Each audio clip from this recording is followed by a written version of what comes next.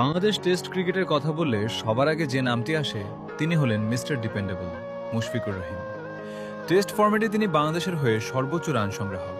2005 সালের লর্ডসে মাত্র 16 বছর বয়সে অভিষেকের পর থেকে তিনি হয়ে উঠেছেন টাইগারের ব্যাটিং লাইনের সবচেয়ে বড় স্তম্ভ।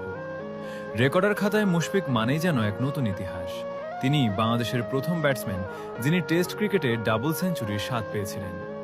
2013 সালে শ্রীলঙ্কার বিপক্ষে গোলে সেই 200 রানের ইনিংসটি আমাদের ক্রিকেটের মোড় ঘুরিয়ে দিয়েছিল। এমনকি টেস্টে 3টি ডাবল সেঞ্চুরি করা একমাত্র বাংলাদেশি ক্রিকেটারও তিনি। মুশফিক শুধু রানই করেননি, তিনি উইকেটের পেছনেও দেখিয়েছেন মুনশিয়ানা। উইকেট কিপার ব্যাটসম্যান হিসেবে টেস্টে 4000 এবং 5000 রানের মাইলফলক ছোঁয়া প্রথম বাংলাদেশি তিনি।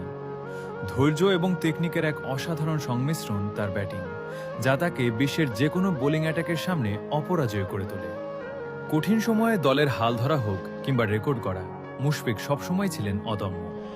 আধুনিক ক্রিকেটের অন্যতম সেরা এই টেস্ট ব্যাটারের রেকর্ডগুলো আজও তরুণদের অনুপ্রেরণা যোগায়।